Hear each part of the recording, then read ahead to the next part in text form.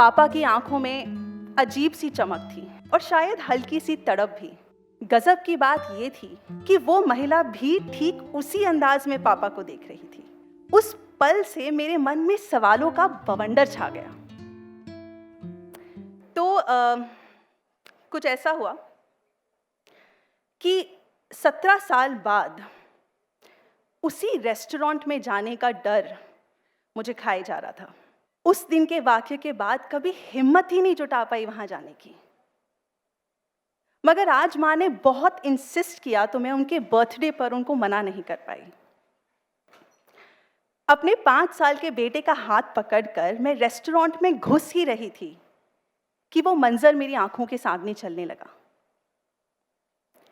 मैं 13 या 14 साल की थी और बड़े मज़े से टोमेटो सूप पी रही थी जब मैंने अपने पापा को कुछ टेबल दूर बैठी एक महिला की तरफ देखते हुए देखा। पापा की आंखों में अजीब सी चमक थी और शायद हल्की सी तड़प भी। गजब की बात ये थी कि वो महिला भी ठीक उसी अंदाज में पापा को देख रही थी। पर जैसे ही पापा ने मुझे देखा, उन्होंने नजरें चुरा ली, जैसे मैंने उनकी कोई चोरी पकड़ ली हो। बस फिर क्या था?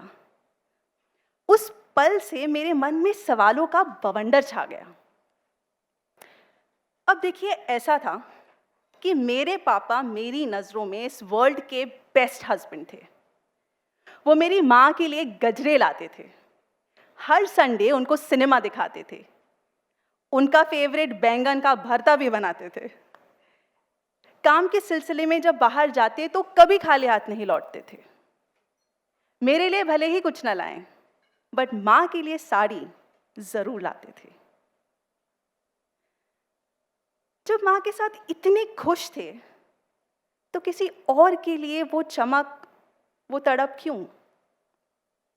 आखिर क्यों? मैं इतनी छोटी नहीं थी कि आंखों आंखों में चल रही वो बातें ना पढ़ पाऊं, पर इतनी बड़ी भी नहीं थी कि सीधा पापा से सवाल कर जाऊं। उस दिन कुछ टूट गया हमारे बीच। पहली बार पापा का किरदार निभाता हुआ वो शख्स मिला और उस शख्स से मिले बस कुछ सवाल।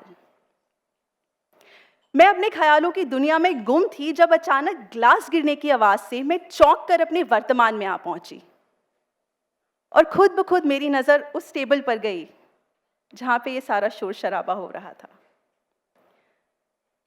उस टेबल पर बैठे उस लड़के को देखा तो यूं लगा जैसे कोई गुजरा जमाना सामने देख रही हूं। ये वो लड़का था जो हर रोज मुझे कॉलेज से घर छोड़ता और फिर 10 किलोमीटर दूर अपने घर मुंबई की 2nd क्लास ट्रेन में धक्के खाते हुए जाता। ये वो पगला था जो मेरे रोने पर अपने बोर्ड एग्जाम्स की तैयारी छोड़कर घंटों मुझे फुसलाने में खर्च कर देता। मैं उसे फ्रीडा कालो की कविताएं सुनाती और वो मुझे अपने लिखे गीत। हम दिन भर साथ में रहते, हम रात भर फोन पर बातें करते, पता नहीं हम सोते कब थे। पर वो जितना प्यार करता था ना मुझसे, उससे कहीं ज्यादा शायद इज्जत करता था मेरी। कभी कोई दायरे नहीं लांगे हमने। आज इतने बरसों बाद उसे देखकर आंखों में एक अजीब चमक महसूस हो रही थी और दिल में एक हल्की सी टीस। गजब की बात यह थी कि वो भी मुझे ठीक उसी अंदाज में देख रहा था जैसे मैं उसे। पर ना वो उठ कर आया मेरी तरफ, ना मैंने अपने कदम बढ़ाए।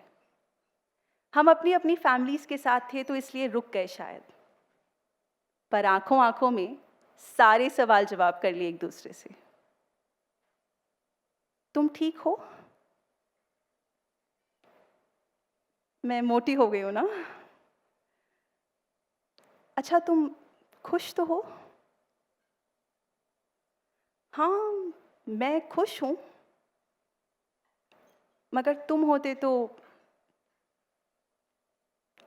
जैसे ही मैंने नजरें फेरी, मैंने देखा कि पापा मुझे बड़े गौर से देख रहे थे। पहले तो मैंने नजरें चुरा ली, फिर 17 साल पहले हुआ वो पल याद आ गया। फर्क बस इतना था कि बेटी का किरदार निभा रही उस लड़की को मिलकर पापा की आंखों में सवाल नहीं थे, एक अनकही अंडरस्टैंडिंग थी। बिना कुछ कहे उस दिन जो टूटा था शायद वो फिर से जुड़ गया, क्योंकि मुझे मेरे